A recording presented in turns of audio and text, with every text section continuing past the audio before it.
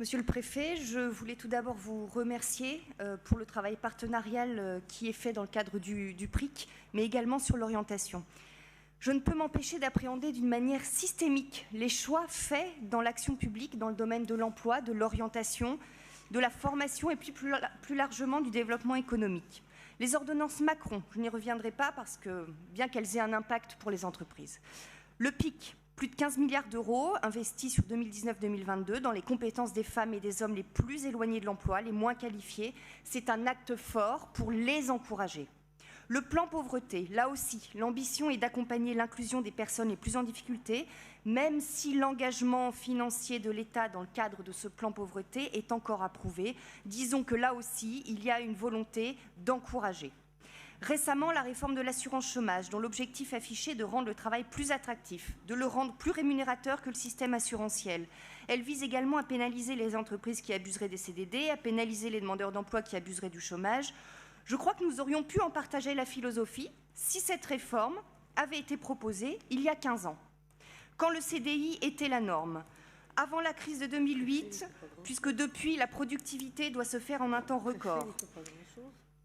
Avant qu'il y ait la révolution du numérique, la mondialisation, l'urgence environnementale, ceci a révolutionné les organisations des entreprises, le management et le travail.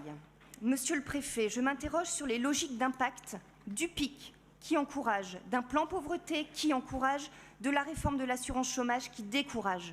Non, les demandeurs d'emploi ne sont ni des fraudeurs ni des fainéants.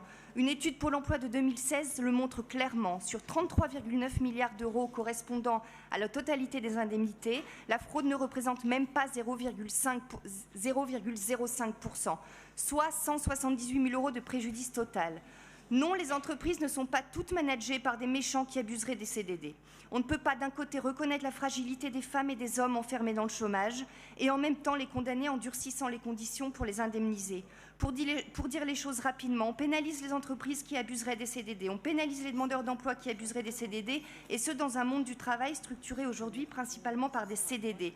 C'est cynique. Deux interrogations que je souhaitais partager avec vous, Monsieur le Préfet.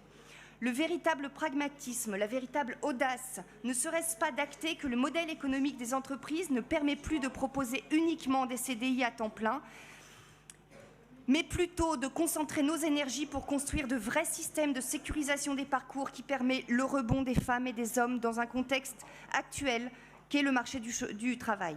Monsieur le Préfet, pour terminer, au lieu d'encourager, ne risque-t-on pas finalement de décourager définitivement les femmes et les hommes pour retrouver un emploi et leur permettre de retrouver de la dignité, de l'autonomie? Merci. J'évoque à présent la question, l'intervention de Madame Charest-Godard sur la réforme de l'assurance chômage. C'est un sujet immense, hein, donc je vais me contenter, pardonnez-moi, de quelques éléments d'éclairage. Peut-être que je résumerai en disant que, de la même manière, pour le texte relatif à la fonction publique, il faut regarder l'ensemble d'un texte et pas une mesure isolément. C'est l'ensemble des dispositions qui créent un équilibre. Et en l'occurrence, dans cette réforme de l'assurance chômage, il y a un certain nombre de dispositions de nature qualitative qui visent à améliorer très très significativement l'insertion, l'amélioration de l'accompagnement, le suivi des demandeurs d'emploi. Il ne faut pas voir dans ce texte exclusivement des mesures de caractère restrictif. S'agissant par exemple de l'action de Pôle emploi, une convention avec Pôle emploi est en cours de rédaction pour rendre l'accompagnement plus rapide et efficace. Les moyens nécessaires seront assurés. 1000 nouveaux conseillers à Pôle emploi seront déployés dans les agences. Ils seront formés à la gestion des nouvelles modalités d'offres. Sur la formation et l'accompagnement RH, il y aura des formations sur mesure pour l'adaptation à l'emploi. Les travailleurs précaires bénéficieront d'un accompagnement dédié par un diagnostic en profondeur des causes de leur situation.